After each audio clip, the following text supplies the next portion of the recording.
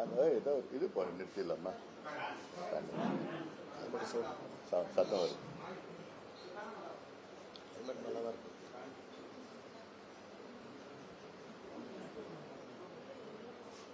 இங்க இருக்கு. இங்க ஒரு ஆள் நிக்க சொல்லு, திறந்து வரணும் சொல்லு, இப்படி வர சொல்லு. இங்க ஒரு ஆள் நிறுத்து, அங்கேயே நின்றுங்க, இப்படி வர சொல்லு. போலாம். அன்பு ஊடக நண்பர்களுக்கு வணக்கம். 2 நாட்களாக வன்னியர் இடஒதுக்கீடு சம்பந்தமாக பொய்யான செய்திகள் திமுக அரசால் வெளியிடப்பட்டு பல ஊடகங்களில் வந்து கொண்டிருக்கிறது. இதை தெளிவுபடுத்தத்தான் இந்த செய்தியாளர்கள் சந்திப்பு.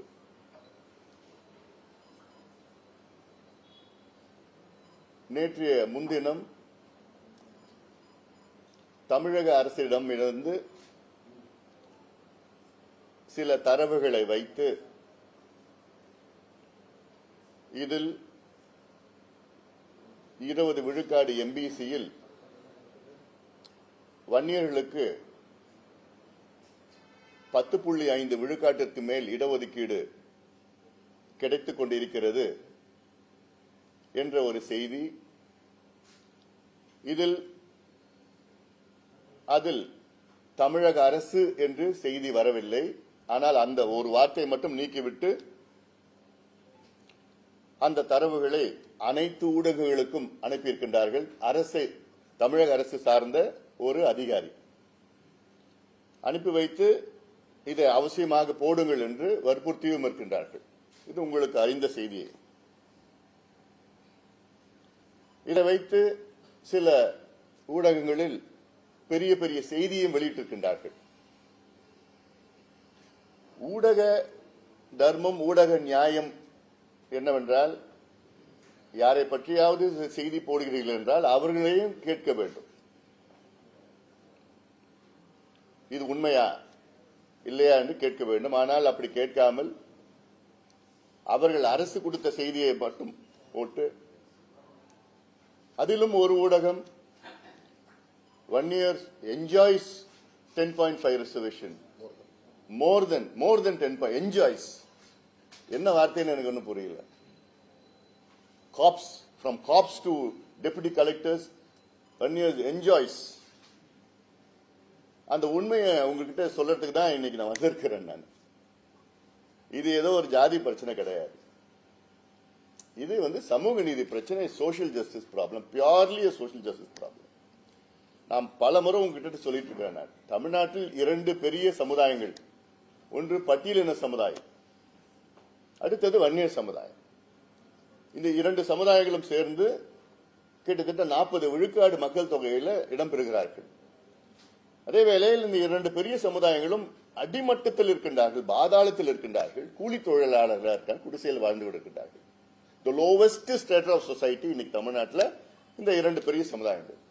இந்த 2 பெரிய சமுதாயங்கள் முன்னேறினால்தான் தமிழ்நாடு முன்னேறும். இது simple formula, social justice formula.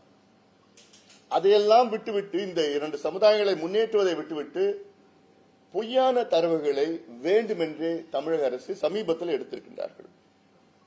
இப்போ அதுல முதல்ல நீங்க புரிஞ்சிக்க வேண்டியது என்னன்னா, இன்னைக்கு எம்பிசியில 115 சமுதாயங்கள் இருக்கிறது. எம்பிசி கொடுத்த நேரத்தில் 1989 எம்பிசியில 107 சமுதாயங்கள் தான் இருந்தது. அதன் பிறகு சில சமுதாயங்கள்லாம் 8 சமுதாயங்களை சேர்த்து இன்னைக்கு 115 சமுதாயங்கள் இன்னைக்கு எம்பிசியில. அந்த 115 சமுதாயங்களில் 114 சமுதாயங்கள் 6.7 விழுக்காடு மக்கள் தொகையில் இருக்கின்றார்கள். ஒரு சமுதாயம், வன்னியர் சமுதாயம் 14.1 விழுக்காடு மக்கள் தொகையில், தமிழ்நாட்டு மக்கள் தொகையில். மீண்டும் நான் சொல்றேன், 115 சமுதாயங்களில் 114 சமுதாயம் டிஎன்சி உட்பட 6.7 விழுக்காடு தமிழ்நாட்டின் மக்கள் தொகையில். ஒரு சமுதாயம் வன்னிய சமுதாயம் 14.1 விழுக்காடு இருக்கிறது. இது அம்பாசங்கர் ஸ்டாட்டிஸ்டிக்ஸ் டேட்டா. அவர் டோர் டு டோர் எனிமினேஷன் பண்ணிருக்கிறார் 81 நாள்ல. இதுதான் உண்மையான டேட்டா. இப்போ இதை வைத்து நீங்க இடஒதுக்கீடு நீங்க அணுகுங்க, பாருங்க யார் யாருக்கு என்னென்ன கிடைச்சிருக்குன்னு. நாங்க பல முறை அரசிடம் கேட்டோம், டேட்டா கொடுங்க, புள்ளி விவரங்கள் கொடுங்க. எம்பிசி என்பது 35 ஆண்டு காலமாக நடைமுறையில் இருக்கிறது. 89 இருந்து இந்த 35 ஆண்டு காலத்தில் எம்பிசியில் உள்ள சமுதாயங்கள் எந்தெந்த சமுதாயம் எவ்வளவு இடம் கிடைச்சிருக்கு, கல்வியில எவ்வளவு கிடைச்சிருக்கு, வேலை வாய்ப்புல எவ்வளவு கிடைச்சிருக்குன்னு நாங்க தொடர்ந்து டேட்டா கேட்டுட்டு வரோம். ஆனா இதுவரைக்கும் ஒரு முறை கூட அரசு எங்ககிட்ட டேட்டா இல்ல, எங்ககிட்ட கொடுக்க முடியாது. நாங்க நீதிமன்றம் போனோம், ஒரு நீதிபதி குடுன்னு சொன்னார். அடுத்த முறை வரப்போ இன்னொரு நீதிபதி இதுல கொடுத்தா குழப்பம் வரும், தமிழக அரசு சொன்னாங்க குழப்பம் வரும், சமுதாயத்துக்குள்ள பிரச்சனை வரும்னு சொல்லி அது கொடுக்காம விட்டாங்க. ஆனா இப்போ அரசு ஆர்டிஐன்னு சொல்லி இவங்களே கொடுத்திருக்கிறாங்க. ஆர்டிஐல போட்டா ஒரு மாதத்துல கொடுக்கணும். ஆனா இப்ப போட்ட ஆர்டிஐ 11 மாதத்துக்கு முன்பு போட்ட ஆர்டிஐ ஏதோ 4 நாளுக்கு முன்பு கொடுத்து வேணுமே கொடுத்து அதுல ஒன்லி செலக்டிவ் டேட்டா மட்டும் கொடுத்திருக்கிறாங்க. முழு டேட்டா வச்சிருக்கிறாங்க, கொடுக்கல. செலக்டிவ் டேட்டா கொடுத்து அந்த செலக்டிவ் டேட்டா வச்சுக்கிட்டு அது மட்டும் கொடுத்து ஏதோ வன்னியர்களுக்கு 11 விழுக்காடு 12 13 விழுக்காடு கிடைக்கிறது போன்ற ஒரு தோற்றத்தை தமிழக அரசு உருவாக்கி கொண்டிருக்கின்றார். இது அவங்களுடைய அரசியல் காரணத்துக்காக பண்ணிட்டு இருக்கிறாங்க. இது மிகப்பெரிய ஒரு மோசடியா நான் பாக்குறேன். நான் சமூக நீதிக்கு எதிரான மிகப்பெரிய ஒரு வன்மமா நான் பாக்குறேன். சமூக நீதிக்கு மிகப்பெரிய வன்மமான செயல் முதலமைச்சர் ஸ்டாலின் அவர்கள் தலைமையிலே தமிழக அரசு ஈடுபட்டுக் கொண்டிருக்கிறது. It's a blatant accusation to the chief minister of Tamil Nadu who is going against social justice for cheap political gains. சரி, let me come back to the data. இப்ப கொடுக்கிற டேட்டா, நாங்க கேட்ட data group 1, group 2, group 3, group 4 கொடுங்க. இதுவரைக்கும் தமிழக அரசு group 1 data, group 2 data கொடுத்ததே கிடையாது. அவங்க சொல்ற டேட்டா குரூப் 4. குரூப் 4ல வன்னியர்கள் கான்ஸ்டபிள் லெவல்ல இவ்வளவு பேர் இருக்கிறாங்க, 12% கிடைச்சிருச்சு. அதையும் அந்த டேட்டாவும் என்ன, சில டேட்டா 2018 இருந்து கொடுக்கறாங்க, சில டேட்டா 10 ஆண்டுகள் டேட்டா கொடுக்கறாங்க, சில டேட்டா 5 ஆண்டுகள் கொடுக்கறாங்க. நாங்க கேட்கறது 20 ஆண்டுகள் கொடுங்க, 30 ஆண்டுகள் கொடுங்க. வன்னியர்கள் மட்டும் இல்ல, எல்லாத்துக்கும் கொடுங்க. 115 சமுதாயத்துக்கு டேட்டா கொடுங்க. ஏன் கேக்குறேன்னா 115 சமுதாயத்துல 30 சமுதாயத்துக்கு எந்த வேலையும் கிடைக்கல, ஒரு வேலை கூட கிடைக்கல உங்களுக்கு. 30 சமுதாயம், முடி திருத்துகிறது சமுதாயம், யாருக்கும் வேலை கிடைக்கல. சலவை தொழிலாளர் சமுதாயம், யாருக்கும் வேலை கிடைக்கல. மலைக்கோரவர் சமுதாயம், யாருக்கும் வேலை கிடைக்கல. இது வெளிப்படுத்துங்க. நாங்க வன்னியர்கள் மட்டும் கேட்கல, எல்லாத்துக்கும் வெளிப்படுத்துங்க. ஏன்னா எம்பிசில ஒரு குறிப்பிட்ட சமுதாயங்கள் மட்டும்தான் எல்லாத்தையும் தட்டிட்டு போறாங்க. முக்கியமான வேலைகள் குரூப் 1, குரூப் 2. அதுக்கு நான் ஒரு உதாரணம் நான் சொல்றேன். இன்னைக்கு உதாரணம் எதுக்கு சொல்றேன், இன்னைக்கு வன்னியர்கள் இவங்க சொல்றாங்கல்ல 10%, 11%, 20, 13% வன்னியர்கள் வேலையெல்லாம் தட்டிட்டு போறாங்க என்ஜாய்ஸா.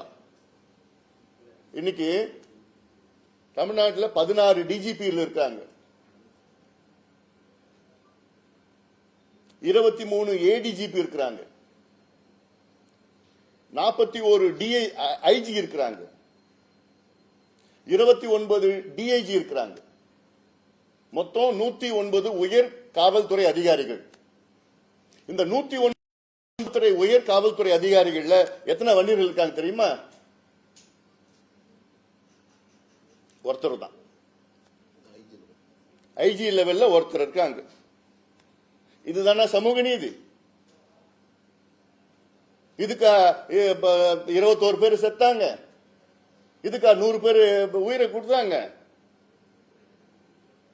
டிஜிபி, ஏடிஜிபி, ஐஜி, டிஐஜி 109 பேர் தமிழ்நாட்டில், ஒருத்தர் தான் 1 year, ஒரு ஐஜி. அப்போ இதுல 10% வந்துருச்சா? எவ்வளவு வந்திருக்கு இதுல? 0.00000001%. தமிழ்நாட்டில் 53 துறைகள் இருக்கிறது, டிபார்ட்மெண்ட்ஸ் இருக்கு. இந்த 53 துறைகளில் கிட்டத்தட்ட 123 செக்ரட்டரி லெவல் போஸ்ட் இருக்குது தமிழ்நாட்டில். ஐஏஎஸ் கேடர்ல செக்ரட்டரி லெவல் போஸ்ட். அதுல எத்தனை வன்னியர்கள் தெரியுமா? ஒருத்தர் தான். அதுவும் ப்ரமோஷன்ல, டைரக்ட் கிடையாது. இதுல எவ்வளவு பிரதிநிதித்துவம் இருக்கு? இல்ல 0.00000001. அப்போ 35 வருஷமா நடக்கிற இடஒதுக்கீட்டுல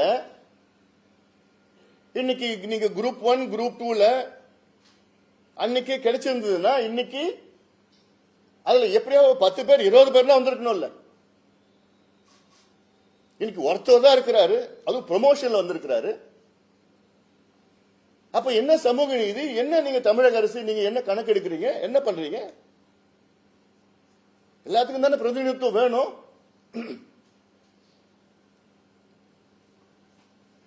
இத எங்களுக்கு இதுக்கு பதில் வேணும். எங்களுக்கு we want a white paper on MBC reservation right from 1989.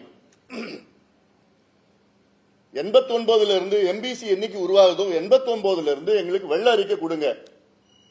எந்த சமுதாயத்திற்கு என்னென்ன வேலைகள் கிடைச்சிருக்கு, என்னென்ன படிப்பு கிடைச்சிருக்கு.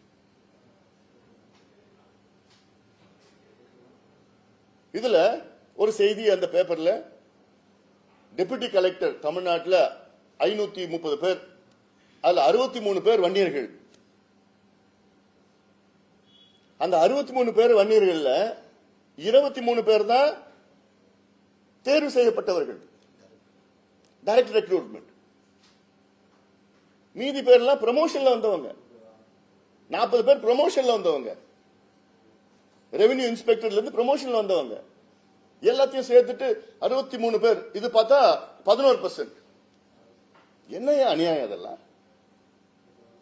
என்ன அநியாயம்? தமிழ்நாட்டு இந்தியா சுதந்திரம் கிடைச்சி கிட்டத்தட்ட இன்னைக்கு 78 வருஷம் ஆயிடுச்சு. தமிழ்நாட்டில் பொறுத்த வரைக்கும் எங்களுக்கு 76 ஆண்டுகளுக்கு பிறகு, அதாவது 2 ஆண்டுகளுக்கு முன்பு தான் தமிழ்நாட்டில் முதல் முறையா ஒரு 1 year கேண்டிடேட் டைரக்ட் ஐஏஎஸ் கிடைச்சிருக்கு. எந்த நிலையில் இருக்கு இந்த சமுதாயம்?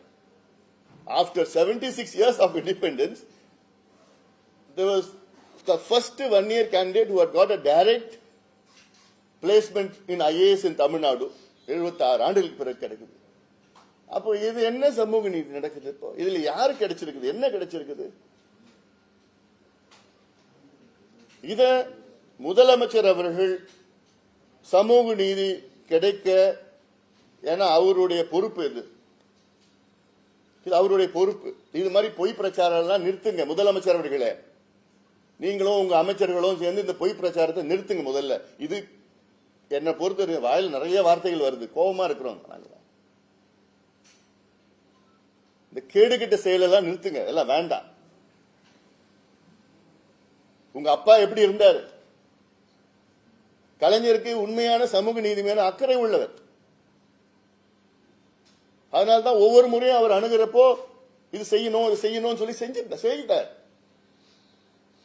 ஆனா நீங்க அரசியல் காரணத்துக்காக இது போன்ற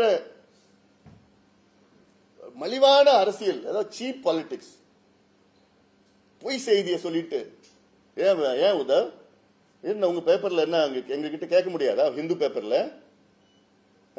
நாங்க ஹிந்து பேப்பர் எவ்வளவு மதிக்கிறோம். நாங்க அது ஒரு டேப்லர் காலம் வேற போட்டு வச்சிருக்கீங்க. Ramakrishnan is one of the most senior respected journalist. ஒரு ஆர்டிகல் போன்றீங்கன்னா எங்கிட்ட கேட்கணும்ல, எங்கிட்ட ஒப்பீனியன் கேட்கலாம்ல. பாலு நம்பர் வச்சிருக்கீங்கல்ல. அதுல என்ன ஒரு காலத்துல 2018 பத்தி அது மட்டும் தான் போட்டு வச்சிருக்கீங்க. குரூப் 4ல போட்டு வச்சிருக்கீங்க. அது இது எம்பிபிஎஸ் எவ்வளோ என்ன 10 வருஷத்துக்கு போட வேண்டியதானே? அதுல அது தெளிவா பண்ணலாம்ல, அது கேட்கலாம்ல, டீட்டெயில் கேட்கலாம்ல. அவங்க கொடுத்த டேட்டா கொடுத்தா அப்படியே போட்டுடுவீங்களா? கேட்க மாட்டீங்களா? ஏன் குரூப் 1 கேளுங்களா, எவ்வளவு கிடைச்சிருக்கு கேளுங்க. I will definitely speak. ஏன்னா வேற பேப்பர்ல விட பரவாயில்ல, ஹிந்து பேப்பர்ல போய் இப்படி ஒரு சும்மா போய் ஒரு பொய் செய்றீங்க. And this is not a community issue, it's not a caste issue, it's a social justice issue. One of the most backward community is, நான் சொல்றேன்ல, போஸ்ட்ல டாப் போஸ்ட்ல ஒண்ணுமே கிடையாது. இன்னைக்கு கிடைச்சிருந்ததுன்னா யாராவது 109 பெரிய டாப் போலீஸ் ஆபீசர்ல ஒருத்தர் இருப்பாங்களா? This is the reality. இப்போ இது வந்து தமிழ்நாடு சிவில் சர்வீஸ் குரூப் 1, இது எங்களுக்கு கிடைச்சு நாங்க எப்படியோ எடுத்திருக்கிறோம், இந்த டேட்டா எடுத்திருக்கிறோம். குரூப் 1ல 2013ல டோட்டல் போஸ்ட் வந்து 79 போஸ்ட். அதுல எம்பிசிக்கு வந்து 16, அதுல எம்பிசி விக்கு வந்து 7, அது 1 இயர் எம்பிசி வினா 7 சொல்லிடுறேன் போட்டோ. மற்றபடி டிஎன்சி அதர் எம்பிசி எல்லாம் பாத்தீங்கன்னா 9. மொத்தம் எவ்வளவு வந்திருக்குன்னா 8.8 வந்திருக்கு குரூப் 1ல. இது 2013ல இருந்து 2015, 2019, 2020, 2024 இந்த வருஷமும் இப்போ கொஞ்ச நாளுக்கு முன்பு வந்து முதலமைச்சர் ஸ்டாலின் அவர்கள் 95 பேருக்கு வந்து அந்த இதை கொடுத்தார், அப்பாயின்மெண்ட் ஆர்டர் கொடுத்தார். குரூப் 1க்கு அப்பாயின்மெண்ட் ஆர்டர் கொடுத்தார் 2020 இந்த வருஷம். அதுல 19 பேரு தான் எம்பிசி. 95 அப்பாயின்மெண்ட்ஸ்ல 19 வந்து எம்பிசி. அதுல 1 இயர் எவ்வளவுனா 5 பேர் தான். டிஎன்சினா 6 பேர், அதர் எம்பிசினா 8 பேர். அப்போ மொத்தமா அதுல 1 இயருடைய பிரதிநிதித்துவம் எவ்வளவுனா only 5.2%. மத்தவங்களுக்கு எம்பிசில மத்தவங்களுக்கு வந்து 14.8%. அப்போ இதுல நான் ஒரு எக்ஸாம்பிள் சொல்றேன். இன்னைக்கு 14% இருக்கிற ஒரு கம்யூனிட்டிக்கு வெறும் 5% தான் கிடைக்குது எம்பிசில. 6.7% உள்ள மற்ற கம்யூனிட்டிஸ்க்கு 15% கிடைக்குது. மோர் தென் double R 2.5 times their strength. அப்ப இதுதான் சமூக நீதி, இதுதான் சோசியல் ஜஸ்டிஸா? இது ஒரு அரசாங்கம், ஒரு முதலமைச்சர் இது சரிப்படுத்தணும், இது ஸ்டடி பண்ணி சரிப்படுத்தணும். இன்னொன்னு பாத்தீங்கன்னா, ஒரு 5 நாட்களுக்கு முன்பு தான் backward class commission, Tamil Nadu backward class கமிஷனுக்கு வந்து 1 வருஷம் எக்ஸ்டென்ஷன் கொடுக்கறாங்க தமிழ்நாடு அரசு. என்ன சொல்லி கொடுக்கறாங்கன்னா, டேட்டா எடுக்கிறதுக்கு. இவங்களுக்கு கிட்டத்தட்ட 1.5 வருஷத்துக்கு முன்பு அப்பாயிண்ட் பண்ணாங்க. அப்ப 3 மாசம் டைம் கொடுத்தாங்க. அப்புறம் இன்னொரு 3 மாசம், அப்புறம் 6 மாசம், அப்புறம் இன்னொரு 6 மாசம். இப்போ 1 வருஷம். எதுக்குன்னா டேட்டா இல்ல. இது எக்ஸ்டென்ஷன் கொடுத்துட்டு 2 நாளுக்கு அப்புறம் டேட்டா வெளியில கொடுக்கறாங்க, மீடியா கொடுக்கறாங்க டேட்டா. அப்ப இதுல யார் பைத்தியக்காரங்கன்னு தெரியல எனக்கு. டிஎன்பிஎஸ்சி பைத்தியக்காரங்களா, இது பேக்வர்ட் கிளாஸ் கமிஷன் பைத்தியக்காரங்களா, இல்ல மக்கள் பைத்தியக்காரங்களா? நீ ஒரு பக்கம் எக்ஸ்டென்ஷன் கொடுக்குறீங்க, 1 வருஷம் டேட்டா கலெக்ட் பண்ணுன்னு, 2 நாள்ல டேட்டா நீங்க வெளியிடுறீங்க, அது செலக்டட் டேட்டா வெளியிடுறீங்க. அப்ப என்னதான் நாடகம் நடிக்கிறீங்க? என்ன நாடகம் இதுல? எதுக்கு நாடகம்? இந்த நாடகம் என்ன டிராமா இது? திமுகவுக்கும் சமூக நீதிக்கும் எள்ளளவும் சம்பந்தமே கிடையாது. நான் பலமுறை சொல்லியிருக்கிறேன். நான் இன்னொரு எக்ஸாம்பிள் நான் சொல்றேன். அதுக்கு இது திமுகவுடைய அவங்களுடைய கட்சியினுடைய இன்டர்னல் இஷ்யூ. அது நான் இப்பயே சொல்றேன். It is their internal problem of the team DMK, whatever I am saying இருக்கு. இதுல எல்லா சமுதாயத்துக்கும் அமைச்சர் பதவி கொடுக்கணும். அதுல நியாயம் நிச்சயமா எல்லா சமுதாயம் கிடைக்கணும். நான் யாருமே வந்து இழிவா நான் பேசல, யாரும் வந்து அதிகமா நான் பேசல. நான் but I want to expose the DMK's social justice blank talk. உதாரணம், இப்போ நடந்து முடிந்த சட்டமன்ற தேர்தல் திமுகவுக்கு வந்து 131 சட்டமன்ற உறுப்பினர்கள் வெற்றி பெற்றார்கள். அந்த 131 பேர்ல சமுதாயத்தில், அதாவது ஒரு சமுதாயம் அதிகமான எண்ணிக்கையில் வெற்றி பெற்றது வந்து வன்னியர் சமுதாயம். 23 சட்டமன்ற உறுப்பினர்கள். அவர்களுக்கு வெறும் 3 அமைச்சர்கள் தான் கொடுத்திருக்கிறாங்க. 2வது அதிகமா வெற்றி பெற்ற சமுதாயம் பாத்தீங்கன்னா பட்டியலின சமுதாயம், தாழ்த்தப்பட்ட சமுதாயம். 21 இடத்துல வெற்றி பெற்றிருக்கிறார்கள். அவங்களுக்கும் வெறும் 3 அமைச்சர்கள் தான் கொடுத்திருக்கிறாங்க. அடுத்தது முக்குளத்தோர் சமுதாயம், தேவர் சமுதாயம். அவர்கள் வந்து 12 நாடாளுமன்ற சட்டமன்ற உறுப்பினர் வெற்றி பெற்றிருக்கிறார்கள். அவர்களுக்கு 5 அமைச்சர்கள். நான் யாருக்கும் கொடுக்க வேணாம், நான் யாரும் சொல்லல. நான் அடுத்தது வெள்ளாள கவுண்டர் சமுதாயம் 9 சட்டமன்ற உறுப்பினர்கள் வெற்றி பெற்றார்கள், அவர்களுக்கு 3 அமைச்சர்கள். அடுத்தது நாடார் சமுதாயம் 7 சட்டமன்ற உறுப்பினர்கள் வெற்றி பெற்றார்கள், அவர்களுக்கு 3 உறுப்பினர்கள். அடுத்தது நாயுடு சமுதாயம் 15 சட்டமன்ற உறுப்பினர்கள் வெற்றி பெற்றார்கள், அவர்களுக்கு 3 அமைச்சர்கள். அடுத்தது முதலியார் சமுதாயம் 10 உறுப்பினர்கள் வெற்றி பெற்றார்கள், அவர்களுக்கு 2 உறுப்பினர்கள். அடுத்தது இசைவேளாளர் சமுதாயம் 2 உறுப்பினர்கள், 2 அமைச்சர்கள். அது யாருன்னு உங்களுக்கு தெரியும். அடுத்தது 3 ரெட்டியார் சமுதாயம் உறுப்பினர்கள், அதற்கு 2 அமைச்சர்கள். அதுக்கப்புறம் மற்றதெல்லாம் பாத்தீங்கன்னா ஒன்னு தான் வந்திருக்குது. இன்னும் எல்லாத்துக்கும் கொடுக்கணும். முத்தரையர்களுக்கு பார்த்தா 4 பேர் ஜெயிச்சிருக்காங்க, நான் 1 தான் கொடுத்திருக்காங்க. இஸ்லாமியர்களுக்கு 3 வெற்றி பெற்றிருக்கிறாங்க, 1 கொடுத்திருக்காங்க. இப்படி மீனவர்கள் சமுதாயம் 2 வெற்றி பெற்றிருக்காங்க, 1 கொடுத்திருக்காங்க. இப்படி எல்லாம் இருக்கு. நான் இன்னும் கூடுதலா கொடுக்கணும், தப்பு கிடையாது, எல்லாம் நான் யாரும் சொல்லல. ஆனா 2 பெரிய சமுதாயம், தாழ்த்தப்பட்ட சமுதாயமும் சரி, வன்னிய சமுதாயமும் சரி, திமுகவுக்கு அதிக சட்டமன்ற உறுப்பினர்கள் பெற்றுக் கொடுத்திருக்கிறார்கள். இது 2த்தையும் சேர்த்து பாத்தீங்கன்னா 23, 21, 44 உறுப்பினர்கள். திமுக 131 உறுப்பினர்களில் 44 உறுப்பினர்கள் தாழ்த்தப்பட்ட சமுதாயமும் வன்னிய சமுதாயத்தை சார்ந்தவர்கள்.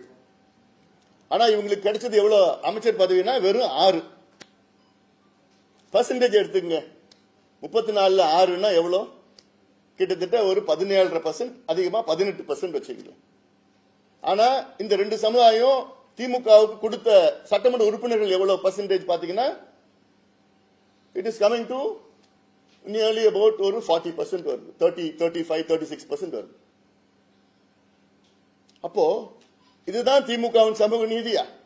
அதுவும் பட்டியலின சமுதாயத்தில் அங்க இருக்கின்ற அமைச்சர்களோட நிலையை பாருங்க. திமுக 34 அமைச்சர்கள், அதுல புரோட்டோகால் படி பார்த்தா முதலமைச்சர் முதல் புரோட்டோகால், 2வது புரோட்டோகால் துரைமுருகன் கிடைச்சிருக்கு. ஆனா கடைசியில புரோட்டோகால் 34வது அமைச்சருடைய புரோட்டோகால் யாருன்னா கயல்விழி செல்வராஜ். அவர் தேவேந்திர குல சமுதாயத்தை சார்ந்தவர். 34வது இடத்துல இருக்கிற புரோட்டோகால் கடைசி புரோட்டோகால். 33வது இடத்துல புரோட்டோகால் நம்ம ஃபாரஸ்ட் மினிஸ்டர்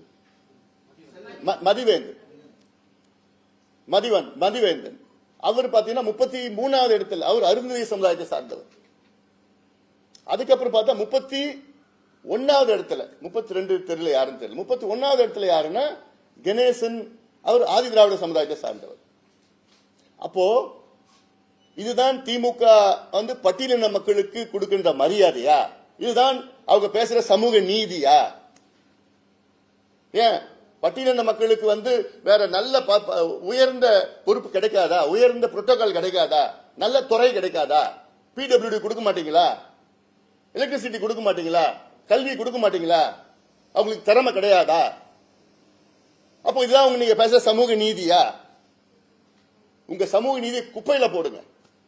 திமுகவுக்கும் சமூக நீதிக்கு சம்பந்தம் கிடையாது. பேசுறது ஒண்ணு, செய்யறது ஒண்ணு. வெத்து பேச்சு பேசிட்டு இருக்காங்க.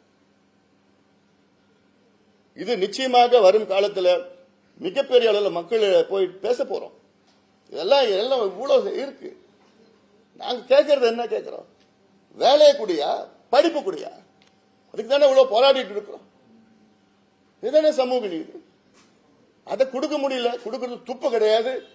அதனால இவ்வளவு வந்துட்டாங்க, இவ்வளவு பண்ணிட்டாங்க, இவ்வளவு எடுத்துட்டு போயிட்டாங்க, இவ்வளவு போயிட்டாங்க, பொய் பிரச்சாரம் பண்ணிட்டு இருக்கீங்க. டேட்டா வெளியிடுங்க.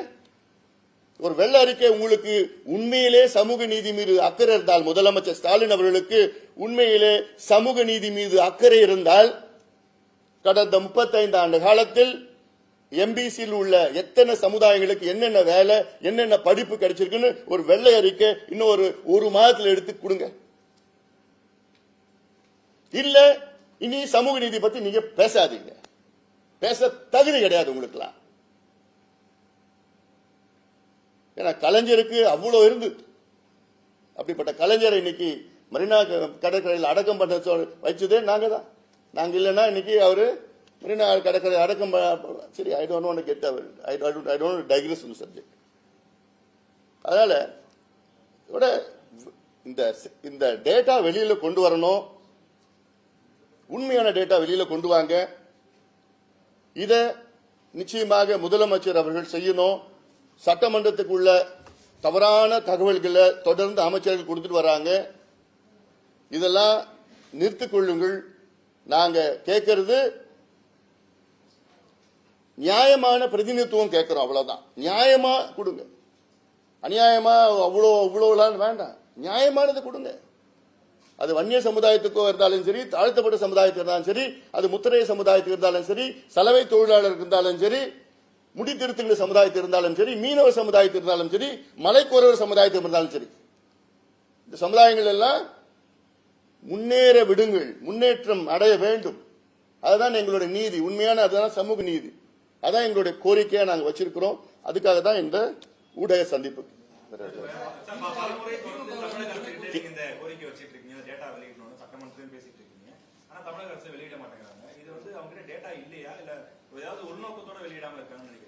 இப்ப டேட்டா வச்சிட்டு இருந்தா அவங்க உள்நோக்கத்தோடு தான் நாங்க செயல்படுறாங்க. ஏன்னா நாங்க முதலமைச்சர் ஸ்டாலின் அவர்களை கிட்டத்தட்ட 2 ஆண்டு காலத்தில் எங்க மருத்துவர் ஐயா 3 முறை சந்திச்சாரு. இந்த பிரச்சனைக்காக மட்டும் நான் ஒரு 3 முறை, ஜி.கே. மணி அவர்களும் பாலு அவர்களும் கிட்டத்தட்ட ஒரு 4-5 முறை அதிகாரிகளையும் அமைச்சர்களையும் மட்டும் இல்ல 50 முறைக்கு மேல அமைச்சர்கள் அதிகாரிகள் பேக்வர்ட் கிளாஸ் கமிஷன்ல சந்திச்சு எல்லாம் ஒவ்வொரு முறையும் அவங்க சொல்றது டேட்டா இல்ல, டேட்டா இல்ல, டேட்டா நாங்க சேகரிச்சுட்டு இருக்கிறோம். அப்போ ஆர்டிஐல போட்டு டேட்டா நீங்க வெளியில கொடுக்குறீங்க, கொடுக்க முடியுது. அப்போ ஏன் ஒரு பேக்வர்ட் கிளாஸ் கமிஷன் டேட்டா கேட்கறப்போ ஏன் கொடுக்க முடியல? Backward class commission is a constitutional body.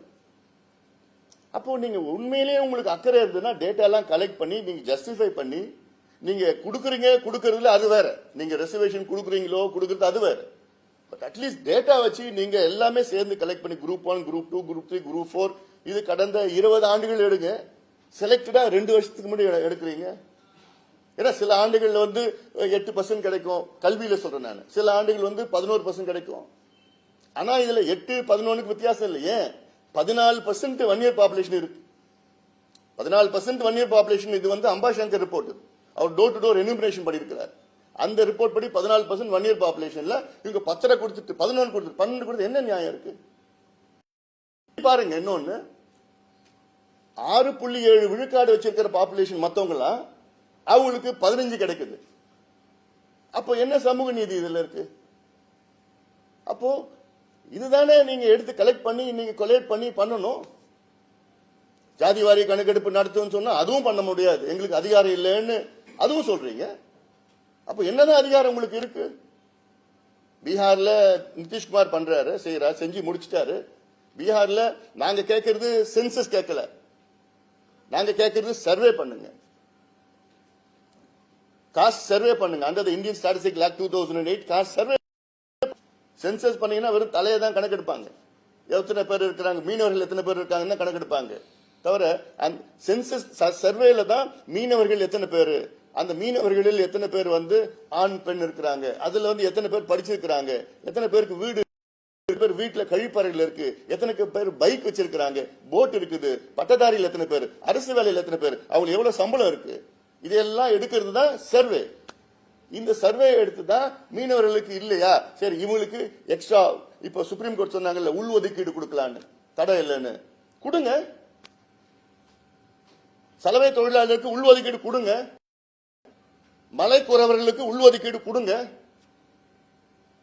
முடி திருத்துகின்ற சமுதாயத்துக்கு உள் ஒதுக்கீடு கொடுங்க. யாரும் வேண்டாம்னு சொல்லலையே, கொடுங்க. யார் யாருக்கு முதல்ல தெரியணுமே. அது எடுக்கிறதுக்கே இவங்களுக்கு தயக்கம் இல்ல, பயம் வந்துடுச்சு இவங்களுக்கு. அப்ப சமூக நீதி பத்தி என்ன பேசுறது, என்ன தகுதி இருக்கு உங்களுக்கு பேசுறதுக்கு? நிதிஷ்குமார் இருக்கிறாரு, அதை எந்த கோர்ட்டும் தடை பண்ணலையே, இப்ப யாரும் தடை பண்ணலையே. அந்த இடஒதுக்கீடு அதை ஜஸ்டிஃபை பண்ண முடியலன்னு சொல்லி தான் தடை பண்ணிருக்கிறாங்க. பீகார் ஹைகோர்ட்டும் தடை பண்ணல, சுப்ரீம் கோர்ட்டும் தடை பண்ணல, கணக்கெடுப்பை தடை பண்ணல யாரும். அந்த கணக்கெடுப்பு கூட என்னால் எடுக்க முடியாதுன்னு சொல்ற ஒரு முதலமைச்சர் இங்க. ஆந்திராவில் எடுக்கிறாங்க, கர்நாடகாவில் எடுக்கிறாங்க, எடுத்து முடிச்சுட்டாங்க, தெலுங்கானாவில் எடுக்கிறாங்க, ஒரிசால எடுக்கிறாங்க, ஜார்க்கண்ட் எடுக்கிறாங்க. ஆனா தமிழ்நாடு முதலமைச்சர் ஐயோ எனக்குலாம் அதிகாரம் கிடையாது. இந்தியன் ஸ்டாட்டிஸ்டிக்கல் ஆக்ட் 2008 படி பஞ்சாயத்து தலைவருக்கு அதிகாரம் இருக்கு சர்வே எடுக்கிறதுக்கு. அந்த சர்வே தான் நாங்க கேட்கிறோம். சர்வே பீகார் நினைச்சு பாருங்க, மிக மிக மிக பின்தங்கிய மாநிலம். பீகாரிலே 3 மாசத்துல எடுத்துட்டாங்க. அப்படிப்பட்ட பீகார்ல நிதி ஒதுக்கீடு செஞ்சு தமிழ்நாடு ஒரு மாசத்துல நிதி இருக்கு, எல்லாம் இருக்கு. ஆனா மனசு கிடையாது. இவங்க மனசு எல்லாம் கரும் மனசு, சமூக நீதிக்கும் சம்பந்தம் இல்லாத மனசு இவங்களுக்கு எல்லாம்.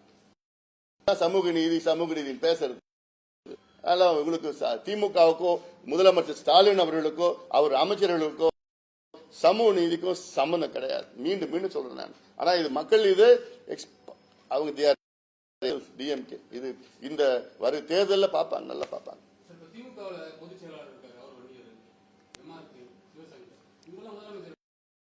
அதுதான் நிச்சயமா செய்யணும். இப்ப நான் சொன்ன 23 சட்டமன்ற உறுப்பினர்கள் இருக்காங்க திமுகவில். 6 பேர் 7 பேர் இருக்காங்க. நாடாளுமன்ற உறுப்பினர் 6 பேர் இருக்காங்கன்னு நினைக்கிறேன். அதுல அமைச்சர்கள் 3 பேர். எல்லாம் போங்க, போய் கேளுங்க, முதலமைச்சர் போய் கேளுங்க, ஏன் இதுல வஞ்சிக்கிறீங்கன்னு கேளுங்க. 109 உயர் காவல்துறை அதிகாரிகள் ஒருத்தர் தான் வன்னியர்னா, நீங்க 35 வருஷத்துக்கு முன்னாடி நீங்க குரூப் 1ல நீங்க கொடுத்திருந்தீங்கன்னா நேரம் 10 பேர் இருந்திருப்பாங்கல்ல, 5 பேர் இருந்திருப்பாங்கல்ல.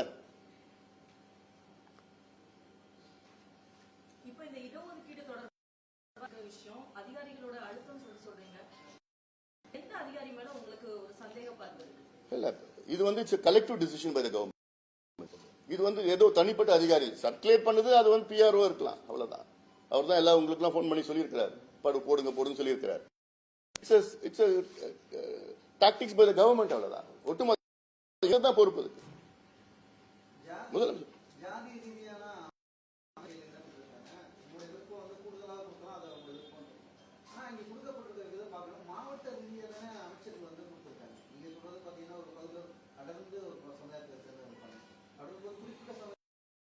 இல்ல நான் சொல்லியிருக்கேன், நீண்டி எல்லா சமுதாயத்துக்கும் பிரதிநிதித்துவம் வேண்டும், எல்லாருக்கும் கொடுங்க.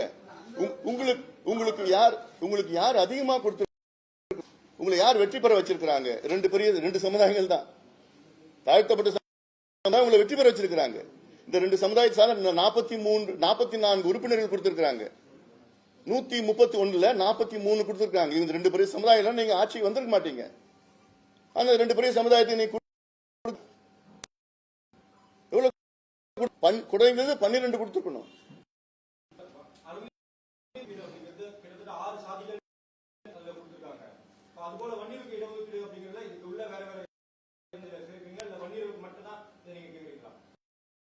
இதுல என்ன உட்பிரிவு இருக்குன்னு எனக்கு புரியல. இதுல அவங்களுக்கு வந்து சில உட்பிரிவு, இன்னொன்னு எங்களுக்கு வந்து நாங்க கோரிக்கை அப்போ நாங்க வச்ச கோரிக்கை கொடுக்கணும், பார்த்து அழுத்தம் கொடுத்து வன்னியர்கள் சேர்ந்து ஐயா நடத்தினார். அதுல விழுக்காடு அருந்ததிகள் கோரிக்கை வைத்து அதன் பிறகு கலைஞர் அவர்களை பல முறை பார்த்து கொடுத்து மணி தலைமையில் வச்சு போட்டு அவசியம் கொடுக்க போராட்டம் பண்ணுவாருன்னு சொன்னாருன்னு சொல்லிட்டு மணிகிட்ட ஐயாட்ட போராட்டம் பண்ண வேண்டாம்னு சொல்லுங்க, நான் நிச்சயமா நான் கொடுக்கிறேன்னு சொல்லி கொடுத்தார். அதுதான் அதனுடைய வரலாறு.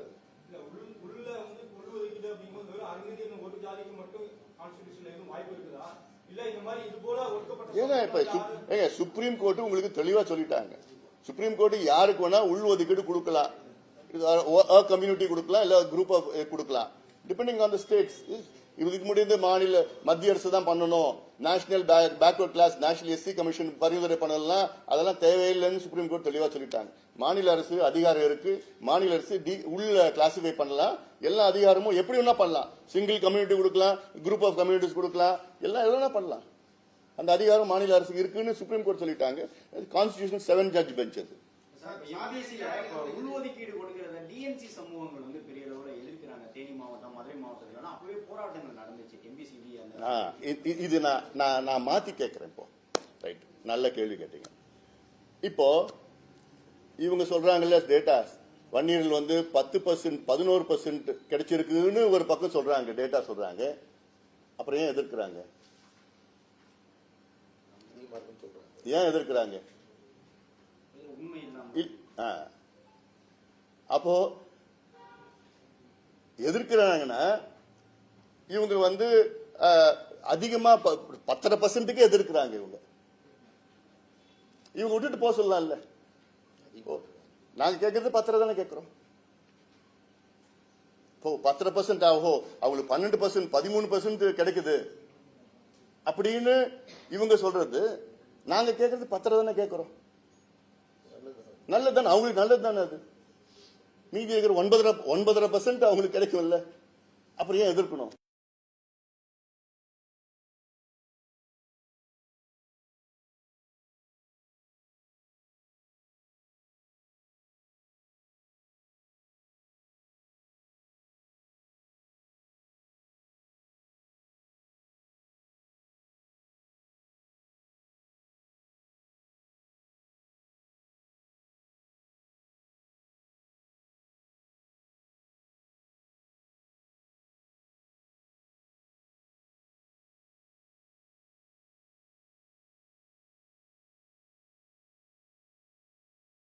வச்சுக்கீங்களா? 3.44% தான் டிஎன்சி உடைய பாப்புலேஷன் தமிழ்நாட்டில். ரைட் ஃப்ரம் 30 வருஷம் 20 வருஷம் 10 வருஷத்துக்கு முன்னாடி வந்த டேட்டா எல்லாம் இருக்கு அல்ல. ஆனா அவங்களுக்கு அவங்க பாப்புலேஷனோட 2.5 மடங்கு அதிகமா இடம் வாங்கிட்டு இருக்காங்க. வன்னிய சமூகம், பட்டியல் சமூகம் இவங்க 2 பேரும் அதிகபட்ச அரசியல் உருவாகுதுன்னு சொல்லி இப்ப நீங்க ஒரு விஷயம் சொன்னீங்க. அதாவது தேர்ந்தெடுப்பு சார்ந்த இருக்கட்டும், சாதிய ரீதியில நடக்குது. நம்ம மாற்ற வேண்டியது முதல்ல வந்து இதுல வந்து தனி அந்த பொது இது இல்லாம ஒரு வேட்பாளர் அரசியல்வாதிகளுடைய கடமை. காலகாலமா சாதி ரீதியா மக்களை பிரிச்சு இதனை மேலும் சமூகம் என்ற வார்த்தையை ஏன் நம்ம சாதியும் பயன்படுத்தக்கூடாது? சாதியும் பயன்படுத்தினா சாதி என்பது அடுக்குன்னு சொல்லிட்டு இது மூலமா ஒரு மாற்றம் வரலாம் இல்லையா? நிச்சயமா. ஏதாவது எங்க நோக்கமே வந்து சாதியை வந்து ஒழிக்கணும். இதுதான் எங்க கட்சி தொடக்கத்தில் வந்து கட்சியினுடைய கொள்கை. எப்படி நீங்க ஒழிப்பீங்க? ஏன்னா காலங்காலமா இது வந்து 500-600 ஆண்டு காலமாக சாதியை இன்னைக்கு சமூக அநீதிகள்லாம் நடந்துட்டு வரும். இன்னைக்கு வரைக்கும் நடந்துட்டு வருது. இதுல எங்களோட நோக்கமே அதுதான். எப்படி நீங்க அழிப்பீங்க? எப்படி அடியில் இருக்கிற வேலை வாய்ப்பு கொடுங்க, படிக்க வச்சு முன்னே ஆட்டோமேட்டிக்கா ஒழிஞ்சிடும். திமுக கிட்ட கேளுங்க, அண்ணா திமுக கிட்ட கேளுங்க. ஏன் வந்து அதிகமா சாதி இருக்கிற இடத்துல அவங்க தான் எம்எல்ஏ, ஏன் அந்த அவங்க தான் அமைச்சர்கள் அந்த மாவட்டத்தில் ஏன் கொடுக்குறாங்க? திமுக கிட்ட கேளுங்க. பேசுறது ஒண்ணு, செய்யறது ஒண்ணு. தரவுகள் சொன்னீங்க. அதுல வந்து டிஎன்சி சமூகங்கள் 3.44 இருக்கு. ஆனா எண்ணிக்கையில வந்து கூடுதல் 2 மடங்கு அதிகமா உங்களுக்கு கிடைக்குது. நீங்க ஒரு பட்டியல் வெளியில முத்தரையர், மலைக்குறவர் மாதிரி சொல்லி அவங்களும் டிஎன்சில தான் இருக்காங்க. ஆனா டிஎன்சி சமூகம் இல்ல. அதுல என்னன்னா நடந்ததுதான். இப்போ நாங்க தணிக்காச்சல ரிப்போர்ட் அது வந்து ஒண்ணு பண்ணல தான் சேர்த்துட்டாங்க கூட. 7 டிஎன்சி பிளஸ் இவங்க எல்லாம் சேர்த்திருக்காங்க. நீங்க மீனவர்கள் எல்லாம் டிஎன்சில சேர்க்க முடியும் வரணும்னு சொல்லிட்டு அது ஒரு உள்ள ஏகப்பட்டு நடந்திருக்குது. அதுல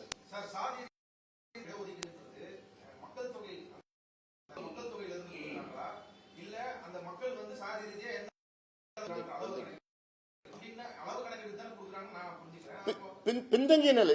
ஏதாவது நீதிமன்றத்தில் என்ன கேட்கிறாங்கன்னா ரெண்டுமே சோசியல் பேக்வர்ட்னஸ் கேட்கறாங்க, பிளஸ் பாப்புலேஷன் ரெண்டுமே எக்ஸ்ட்ராபுலேட் பண்ணணும். இன்அடிக்குவசினா என்ன? நீங்க முதல்ல பாப்புலேஷன் எடுங்க, எவ்வளவு இருக்கிறாங்கன்னு, எவ்வளவு சோசியல் சமூக பின்தங்கிய நிலையில் இருக்கிறாங்க ஜஸ்டிஃபை பண்ணி நீங்க கொடுங்கன்னு தான் சொல்றாங்க. ஒன்லி பாப்புலேஷன் வச்சு கொடுக்க முடியாது. பீகார்ல அதனால தான் ஒரு பாப்புலேஷன் வச்சு இன்க்ரீஸ் பண்ணாங்க இந்த இடஒதுக்கீடு, அதனால தான் அதை ஸ்டே பண்ணியிருக்காங்க. அதுல இன்அடிக்வசி வந்து சரியான முறையில் கணக்கு பண்ண, அது வந்து ப்ரொபோர்ஷனல் ரெப்ரசன்டேஷன் கிடையாது. ப்ரொபோர்ஷனல் ரெப்ரசன்டேஷன் கிடையாது. அதில் இருக்கிற இவ்வளவு இருக்கணும் பிளஸ் இன்அடிக்வசி இருக்கும், ரெண்டுமே பேக்வர்ட்னஸ் இருந்தால் ரெண்டும் சேர்த்து பண்ணணும்.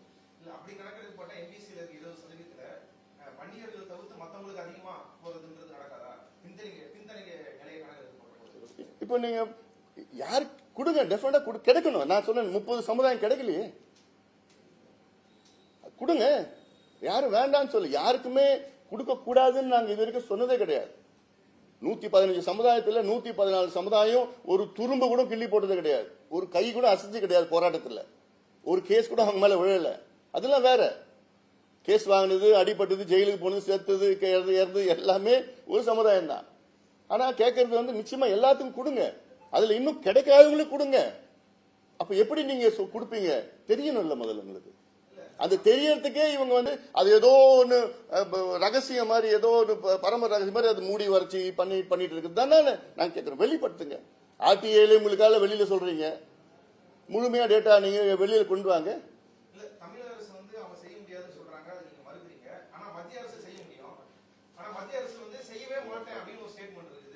என்ன செய்ய முடியாது. நாங்க கேட்கறது சர்வே கேட்கறோங்க, அதை பண்ணி தெளிவா நீங்க புரிஞ்சுக்குங்க. நாங்க கேட்கறது இந்தியன் ஸ்டாட்டிஸ்டிக்கல் ஆக்ட் 2008 படி சர்வே எடுங்க. பீகார்ல எடுத்த மாதிரி சர்வே எடுங்க.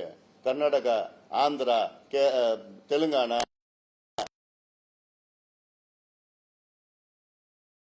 சொல்லி பாத்தீங்கன்னா 2026 நடக்கலாம், தள்ளியும் போலாம். டீலிமிட்டேஷன் முடி சென்சஸ் எடுக்கணும்னு தள்ளியும் போலாம். அதெல்லாம் அது நிச்சயம் கிடையாது. இல்ல ஆனாலும் இது சர்வே எடுத்து நீங்க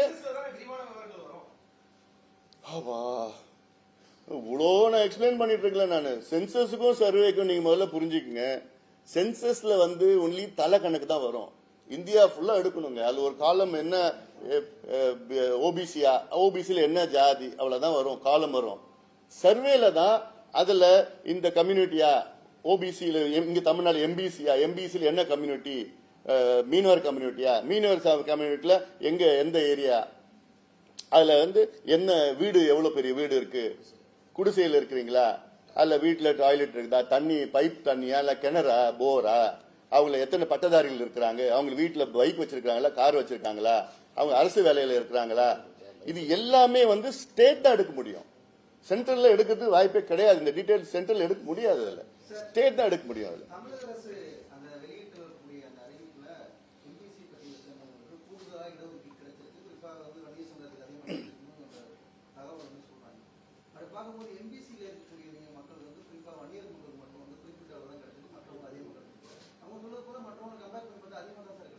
யாரு கிடைச்சிருக்கு?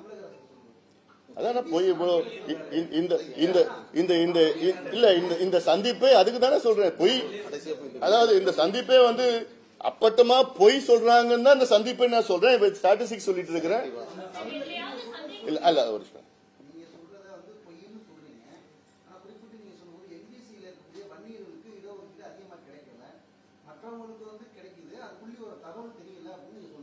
இல்லைங்க. அதாவது இதுல எப்படின்னா செலக்டிவா குரூப் 4 கான்ஸ்டபிள் எடுத்திருக்காங்க. கான்ஸ்டபிள்ல சில வருஷத்துல 10% கிடைச்சிருக்குது, 10% கிடைச்சிருக்குது. டிஎஸ்பி எத்தனை சொல்லல, கிளர்க்கு சொல்றாங்க, டெபுட்டி கலெக்டர் எத்தனை சொல்ல மாட்டாங்க, டிஸ்ட்ரிக்ட் ஜட்ஜ் எத்தனை சொல்ல மாட்டாங்க, அசிஸ்டன்ட் கமிஷனர் இதுல சொல்ல மாட்டாங்க, ஹெச்ஆர்என்சி எல்லாம் சொல்ல மாட்டாங்க, அதெல்லாம் சொல்ல மாட்டாங்க. அதனால நான் சொல்றேன், இப்போ அதுல இல்லாதனால தான் இன்னைக்கு வந்து 109 உயர் காவல்துறை போலீஸ் ஆபீசர்ல ஒண்ணுதான் இருக்கிறாங்க ஐஜி லெவல்ல. தமிழ்நாட்டில் மொத்தம் 14% மக்கள் தொகையில ஒரு ஐஜி லெவல் ஆபீசர் தான் இருக்குன்னா இது எவ்வளவு சமூக அநீதி இது. என்னம்மா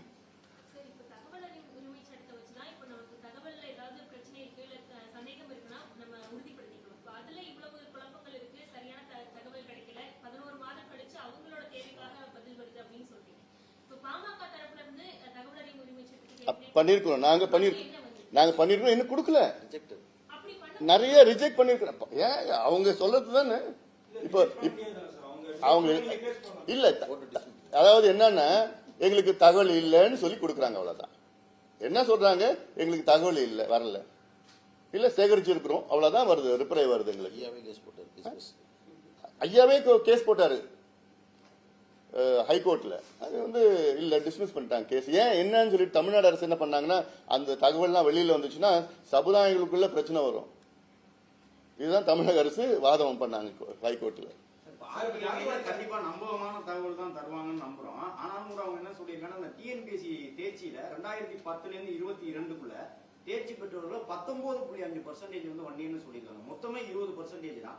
10 வருஷத்துல தேர்வானதுல 19.5 வன்னியர்ங்கிறது பெரிய முரண்பாடா இருக்கு. அதான் சொல்றேன், இதுதான் நீங்க இந்த கேள்வி அவங்க கிட்ட கேட்கணும். நீங்க அது யார் கொடுத்தானே நீங்க தான் சொல்லணும். உங்களுக்கு யார் கொடுத்தா உதவு தான் சொல்லணும். இந்து ஆபீஸ்க்கு யாரு இந்த செய்தி கொடுத்தான்னு சொல்லணும். உதவு சொன்னா நான் கேஸ் போட்டலாம் அவங்க மேல. இல்ல இல்ல, இன்னொன்னு கூட அதுலயே நீங்க இன்னொரு காலம் பண்ணுங்க. மொத்தம் இருக்கிறது 17 இடங்களுக்கு வந்து செலக்ட் பண்ணிருக்காங்க. அந்த 17ல வந்து எம்பிசி வந்து 7ன்னு போட்டிருக்காங்க. அதுலயே இருக்கு 7 பேர் எம்பிசின்னு. எப்படி 17ல வந்து எம்பிசி மொத்தம் எப்படி 7 வரும்? 20க்கு மேல போகும்ல. அதுலயே தப்பு இல்ல அப்ப சொல்றது. அப்போ இது எல்லாமே குக்ட் அப் ஃபேக்ட்ஸ் தானே பண்ணிட்டு இருக்காங்க. அதுல போனோம் இல்ல, நாங்க வந்து இது வந்து இவங்க கொடுப்பாங்க. ஒவ்வொரு முறையும் வந்து முதலமைச்சர் வந்து இது வந்து நாங்க கணக்கெடுக்கிறோம், பண்றோம், டேட்டா வச்சு நாங்க ஜஸ்டிஃபை பண்றோம் ஒவ்வொரு முறையும் சொல்லியே கிட்டத்தட்ட 2 ஆண்டு காலம் நாங்க அமைதியா சரி பண்ணுவாங்கன்னு அந்த ஒரு சட்டசபையிலே சொல்லியிருக்காரு முதலமைச்சர். சட்டசபையிலே 2023 சொல்லியிருக்கிறார், நிச்சயமா நாங்க செய்வோம்னு. அந்த நம்பிக்கையில தான் இவ்வளவு நாள் இருந்துட்டோம். இப்ப வந்து நிச்சயமா ஏமாத்திருக்காங்க, உறுதியா ஏமாத்திருக்காங்க. ஆனா நிச்சயமா இதுல வந்து விளைவுகளை சந்திப்பாங்க. ஜாதிவாரி கணக்கெடுப்புல திமுகவோட வாதம் என்ன அப்படின்னா, இப்ப நம்மளுக்கு ஒரு மாநில கணக்கெடுப்பு நீங்க சொல்ற மாதிரியே வந்து சர்வே எடுத்தாங்க அப்படின்னா, பீகார் மாதிரியே சுப்ரீம் கோர்ட் வந்து ஸ்டே பண்ணி வச்சிரும், அதை இம்ப்ளிமெண்ட் பண்ண விட மாட்டாங்கன்னு அப்படின்னு சொல்லி ஆர்எஸ் பாரதி மாதிரியான தலைவர்கள் சொல்றாங்க. இது வந்து சுப்ரீம் கோர்ட்ல போனா தாங்காது. சோ வந்து இப்ப ஒன்னே ஒண்ணு நீங்க புரிஞ்சுக்கணும், பீகார்ல வந்து சர்வே இன்னும் யாரும் ஸ்டே பண்ணல. சர்வே வந்து யாரும் ஸ்டே பண்ணல. பீகாருடைய ஹைகோர்ட்டும் சரி, இந்தியாவுடைய சுப்ரீம் கோர்ட்டும் பீகார் எடுத்த சர்வே வந்து ஸ்டே பண்ணல. பண்ணல. அதை வைத்து சர்வே வைத்து அவங்க வந்து ரிசர்வேஷன் வந்து 60ல இருந்து 75 இன்க்ரீஸ் பண்ணியிருக்காங்க. அது வந்து அவங்க சொல்ற காரணம் வந்து இது வந்து ப்ரொபோர்ஷனல் ரெப்ரசன்டேஷன் கிடையாது ரிசர்வேஷன். இது வந்து இன்அடிக்வசியும் ரெண்டுமே சேர்த்து தான் நீங்க பண்ணணும். அந்த காரணத்துக்காக தான் ஸ்டே பண்ணிருக்காங்க. இப்போ அது வந்து சுப்ரீம் கோர்ட் போயிருக்கு. சுப்ரீம் கோர்ட்ல வந்து நாங்க we will hear it larger hearing in September சொல்லிருக்காங்க. அவ்வளவுதான். அதனால யாருமே வந்து சர்வே ஸ்டே பண்ணவே இல்லை. இங்க சர்வே கூட நடக்கிறதுக்கு பயப்படுறாங்க. அது இல்லாம இன்னொன்னு முக்கியமானது என்னன்னா, தமிழ்நாட்டில் 69 விழுக்காடு இடஒதுக்கீடுக்கு நீ ஆபத்து வந்திருக்கு. இது நான் திருப்பி தினம் நான் சொல்லிட்டு வரேன் முதலமைச்சர் கிட்ட. முதலமைச்சர் இது கண்டுக்கிற மாதிரி எனக்கு தெரியல. ஏன்னா 2007ல வழக்கு போட்டாங்க. அந்த வழக்கு 1993 வழக்கு போட்டாங்க. மண்டல் கமிஷன் வந்ததுக்கு அப்புறம் இந்திரா சாணி கேஸ் வந்து 50% தான் இருக்கணும்னு சொன்னதுக்கு அப்புறம் உடனே 93 வழக்கு போட்டாங்க. 94ல அந்த வழக்கு பிறகுதான் அன்றைய முதலமைச்சர் ஜெயலலிதா அம்மையார் வந்து அந்த நமக்கு தமிழ்நாட்டில் கிடைக்கிற 69 விழுக்காடு இடஒதுக்கீடு வந்து 9வது அட்டவணையில் 9th ஷெட்யூல்ல வந்து ப்ரொடெக்ஷன் கொடுத்திருக்காங்க. நம்ம தமிழ்நாடு சட்டத்துக்கு அந்த அங்க ப்ரொடெக்ஷன் இருக்கு. அதன் பிறகு இந்த கேஸ் வந்து 2007 தான் வந்தது. 2007ல வந்து 2010ல தீர்ப்பு கொடுக்குறாங்க. அப்போ சுப்ரீம் கோர்ட் சீஃப் ஜஸ்டிஸ் கொடுக்குற தீர்ப்பு என்னன்னா, இன்னைக்கு நாங்க 69 விழுக்காடு இடஒதுக்கீடு நாங்க ஒத்துக்கிறோம், அலோ பண்றோம், ப்ரொவைடட் 1 வருஷத்துக்குள்ள நீங்க டேட்டா எடுத்து நீங்க ஜஸ்டிஃபை பண்ணணும். 2010ல சொல்றாங்க. 2011ல அதுக்கப்புறம் கலைஞர் ஆட்சியில நாங்க 10ல ஐயா கலைஞர் போய் பாக்குறாரு. இது சுப்ரீம் கோர்ட் இதில் ஜட்ஜ்மெண்ட்லாம் சொல்றாரு, நிச்சயமா நான் பண்றேன்னு கலைஞர் உதவி கொடுக்குறாரு, நான் பண்ணல. 2011 ஜெயலலிதா அம்மையார் வராங்க. அப்போ வந்து ஜனார்தன் கமிஷன்ல போயிட்டு ஏதோ ஒரு ஃபேக்ட் டேட்டா எல்லாம் சொல்லிக்கலி 69% ரிசர்வேஷன்ல 75% வந்து எஸ்சி எஸ்டி எம்பிசி ஓபிசி எல்லாம் இருக்கிறாங்கன்னு சொல்லிட்டு ஏதோ புள்ளி விவரத்தை கொடுக்குறாங்க.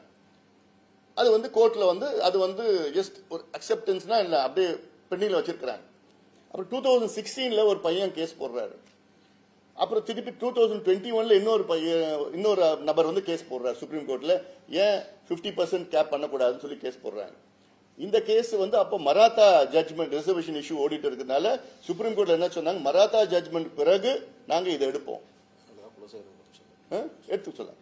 அப்புறம் ஏடிஎம்கே கவர்மெண்ட்ல ஜஸ்டிஸ் குலசேகரன் கமிஷனை போடுறாங்க.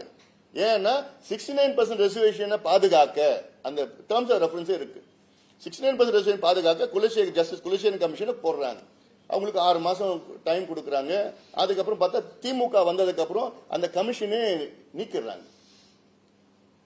அப்போ உண்மையிலே திமுகவுக்கு வந்து சமூக நீதி மேல அக்கறை இருந்ததுன்னா அந்த குலசேகரன் கமிஷன் எதுக்குன்னா 69% ரிசர்வேஷன் பாதுகாக்க டேட்டா எடுக்கணும் அவரு. ஆனா அதையும் கமிஷன் எடுத்துடுறாங்க. இப்போ அந்த கேஸ் சுப்ரீம் கோர்ட்ல இருக்கு. என்னைக்குன்னா வரும். வந்ததுன்னா ஜட்ஜி கேட்கிற முதல் கேள்வி டேட்டா இருக்கா, டேட்டா இல்லைன்னா 69% ரிசர்வேஷன் முடிஞ்சிருச்சு, அவ்வளவுதான். இதை நான் திருப்பி சொல்லிட்டு இருக்கிறேன். இதுக்கு நீங்க சென்சஸ் டேட்டா எல்லாம் தேவையில்லை, ஏதோ ஒரு டேட்டா கொடுங்க. இந்தியன் ஸ்டாட்டிஸ்டிக்கல் ஆக்ட் 2008 டேட்டா வச்சா நிச்சயமா ஏத்துப்பாங்க. அதுவும் டேட்டா தான். டேட்டா அவங்க தான் டேட்டா கொடுக்கணும், இவங்க எடுக்க முடியாதுலாம் கிடையாது. பீகார்ல எடுத்த டேட்டா மாதிரி இந்தியன் ஸ்டாட்டிஸ்டிக்கல் ஆக்ட் 2008 டேட்டா எடுத்து சுப்ரீம் கோர்ட்ல போய் டேட்டா இவ்வளவு இருக்கு, 69% மேல எஸ்சி எஸ்டி பிசி எம்பிசி இருக்கிறாங்கன்னு ஜஸ்டிஃபை பண்ணணும். அதுக்கு டேட்டா எடுக்கணும். இல்ல நிச்சயமா மிகப்பெரிய பிரச்சனை வரும்.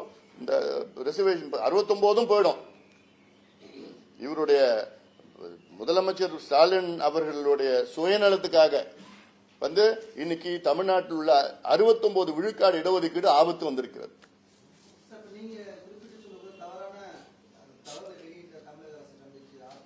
அதெல்லாம் நாங்க உட்காந்து பேசிட்டு இருக்கிறோம். அது என்னென்ன செய்யணுமோ நிச்சயமா நாங்க சட்ட ரீதியிலையும் போகணும், அரசியல் ரீதியும் நாங்க அனுப்புவோம்.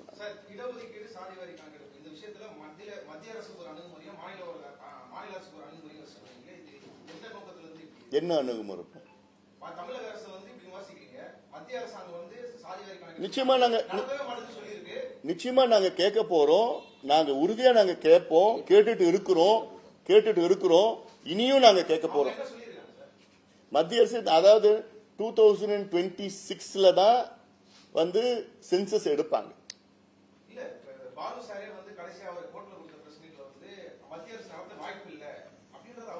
வாய்ப்பு இன்னைக்கு வாய்ப்பு இல்லைங்க. ஏங்க இன்னைக்கு எனக்கு பசி எடுக்குதுங்க. இல்ல நாளைக்கு தான் உனக்கு சாப்பாடு போடுவோம்னு சொல்றதுல என்ன இருக்குது? இன்னைக்கு பசி எடுக்கு, இன்னைக்கு வேணும் எனக்கு சாப்பாடு. இல்ல நீ 3 நாள் வெயிட் பண்ணு, 3 நாளுக்கு அப்புறம் உனக்கு பிரியாணி என்ன போடுறேன்னு சொல்றதுல என்ன இருக்கு? யாரு உங்களுக்கு தெரியுமா என்ன நடக்குது? அதாவது இப்ப மட்டும் கிடையாது. நான் அமைச்சரா இருந்த நேரத்துல இருந்து இந்த கோரிக்கை வச்சிட்டு இருக்கிறோம். நான் அமைச்சரா இருந்த நேரத்தில் 135 நாடாளுமன்ற உறுப்பினர்கள்ட்ட கையெழுத்து வாங்கி அன்றைய அமைச்சர் உள்துறை அமைச்சர் சிவராஜ் பட்டேல போய் பார்த்து நீங்க உடனடியாக ஜாதிவாரி கணக்கெடுப்பு கூட சென்சஸ் கூட நடத்தணும்னு சொல்லிட்டு நாங்க கோரிக்கை வச்சோம். அப்புறம் அங்க டெல்லியிலே ஒரு நேஷனல் கான்பரன்ஸ் வச்சோம், அழுத்தம் கொடுத்தோம். பார்லிமெண்ட்ல அழுத்தம் கொடுத்ததுக்கு பிறகுதான் அப்போ வந்து அன்னைக்கு அமைச்சர் பிரணாப் முகர்ஜி வந்து சொன்னார், பார்லிமெண்ட்ல சொன்னார், அடுத்த 2011 சென்சஸ்ல நிச்சயமா நாங்க கொண்டு வருவோம் சொன்னார். ஒண்ணு. அதுக்கப்புறம் 2011 நாங்க அப்போ இல்ல, நாங்க ஆட்சியில் இல்ல. என்னப்பா என்ன அவசரம்? அவ்வளவு உணர்ச்சி படுறீங்க என்ன? அது நான் தான் உணர்ச்சி வசப்படணும். நீங்க மீடியா நீங்க அமைதியா கொஞ்சம் பதமா கேளுங்க. டென்ஷன் தண்ணி கொடுப்பா, தண்ணி கொடு. இல்ல தண்ணி கொடுப்பா, தண்ணி கொடுப்பா. இல்ல நிச்சயமா எங்களுடைய தேர்தல் அறிக்கையில இருக்கு. நாங்க மோடி கிட்ட கேட்டு இருக்கிறோம், இனியும் கேட்க போறோம், நிச்சயமா செய்ய போறோம். திருப்தியாப்பா, திருப்தி தானே? ரைட். அதான் வெளியில அதாவது அறகுறையா, அதாவது கேஸ்ட் சென்சஸ் எடுக்கிறது வந்து ஹோம் மினிஸ்ட்ரி தான் எடுக்கணும். அப்ப என்ன பண்றாங்க, சோசியல் வெல்ஃபேர் மினிஸ்ட்ரி கிட்ட அவங்க கிட்ட வந்து டெக்னாலஜியும் கிடையாது, ஆளும் கிடையாது, ஒன்றும் கிடையாது. ஏதோ ஒன்று பேருக்குன்னு எடுத்து வச்சுட்டாங்க, 2003 வச்சுட்டாங்க. அதெல்லாம் இன்னும் அதை முறையான பிரச்சனை, நிறைய குழப்பங்கள்லாம் இருக்குது. அதில் இருக்காது. அது உண்மையா இருக்கு போறது.